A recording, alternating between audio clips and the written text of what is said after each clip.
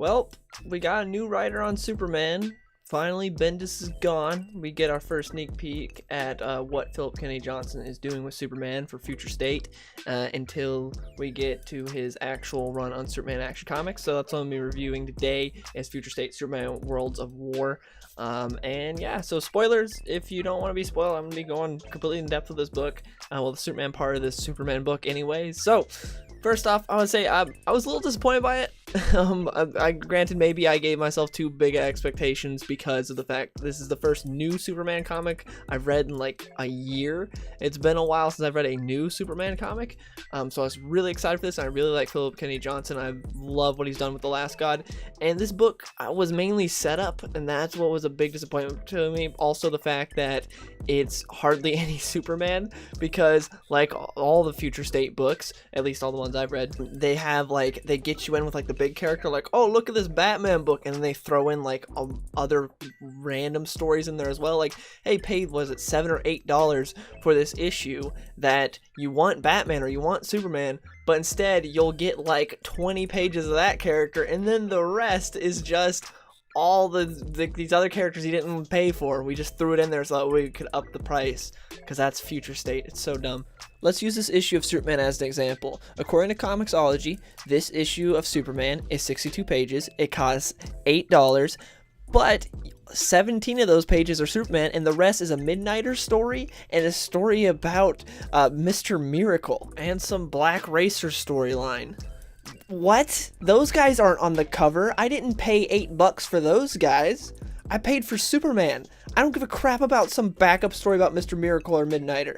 Give them their own book if you want them to have stories. That's well and good. If you want those guys to have stories, that's great. Go and give them their own book. Don't make me pay an additional $4 to read about them. I don't care about them. I want to read about Superman.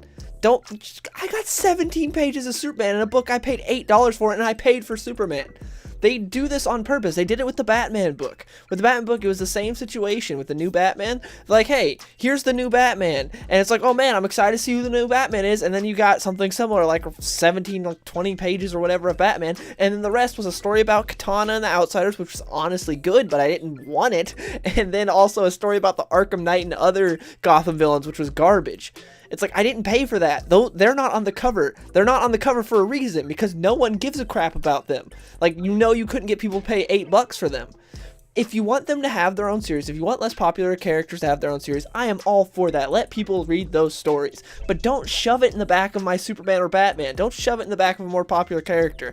That is so dumb. It's such a stupid business practice from DC here with this event. Hey, we got this new big event, we got characters that people want to read, but we also have creators and characters that won't sell on their own, so let's sneak them in the back of books with characters and creators that people actually like and see if that'll sell that way. Let's upcharge them.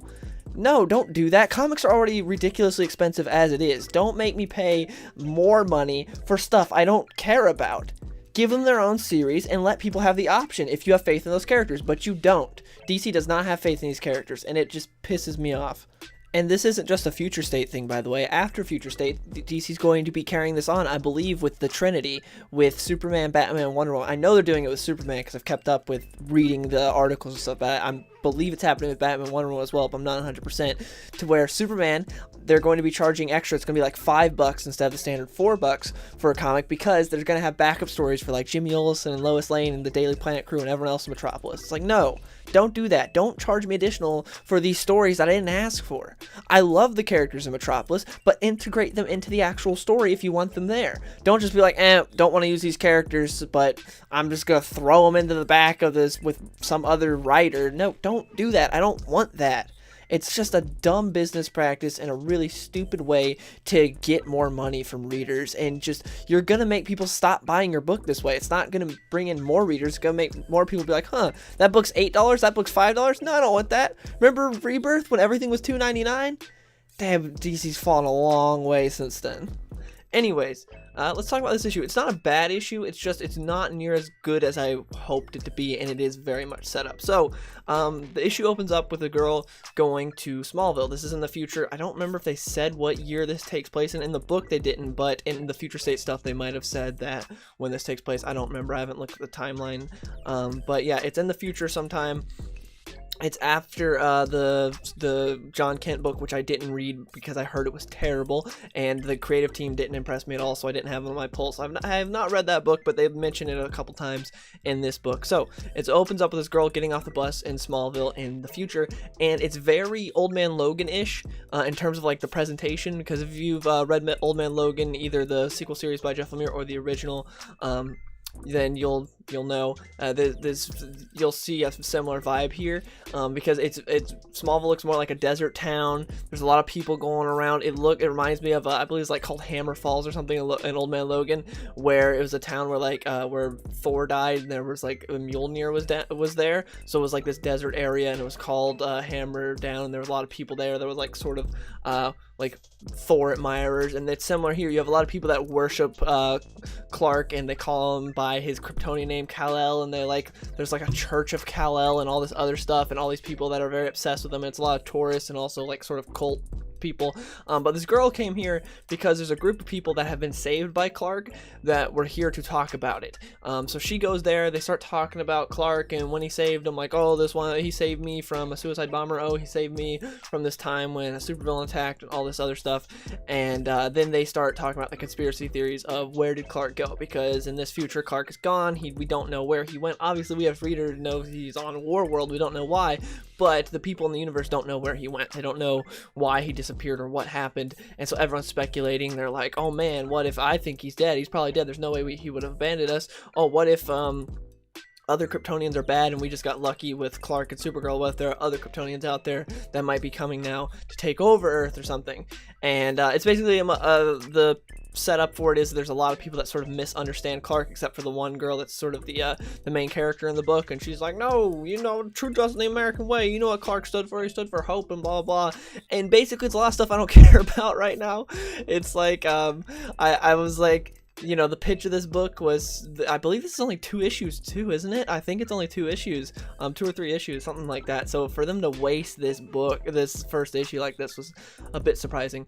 But anyways, it's all these people that I don't know or care about or have any reason to care about talking about their experiences with Clark and how they interpret him, which in some ways can be interesting, but not for a book like this to me, not for Future State, which is supposed to be this big event, very interesting. It's just not. But it ends up with, after this girl gets in an argument with the people in the group, the people in the group are like, he's Superman because of his powers and blah blah, and he's probably dead. And she's like, I can't believe you'd give up hope. That's what he stood for, was for hope. I'm leaving. Then she leaves, and I guess we're supposed to care, but I don't care at all. And then we get to a somewhat interesting part of the book, which is we see Clark on Warworld with Mongul's son, and he's apparently powerless according to Mongul's son, and he's fighting some people in the arena on Warworld, and then the book ends.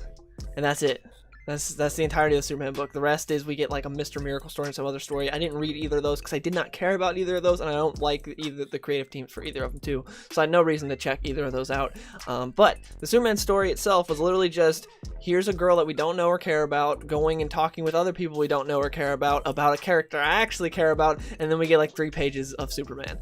And so it wasn't a terrible issue, but it wasn't really good either, and it was very much set up. And man, it's just disappointing because this is a limited time thing, and I thought the premise initially was cool, while it was a rehashed premise because we already got this before with Superman Exile. Now we're getting a new, different version of it that I was excited to see, and the first issue is kind of wasted. When again, I believe this is like 2 or 3 issues, something like that. So yeah, that was kind of disappointing. It's way better than anything Bendis wrote, but we didn't get any Superman.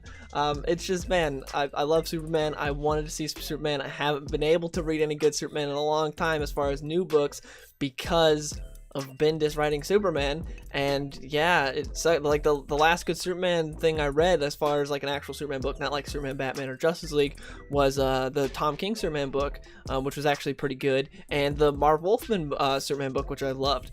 other than that, we haven't really gotten much good Superman content. Yeah, this doesn't really show anything for how the future is going to be, though. Maybe Philip Kennedy Johnson will pick it up from here now that we're actually with Superman. I hope he doesn't stay too attached to this girl. I didn't, like, hate this character they introduced, but it's kind of like, hey, I'm buying this for Superman. I don't care about your original creation here. I'm sorry, but this girl, this random girl, I really could not care less about. Please give me Superman. But that's how I feel right now. The art was good, though.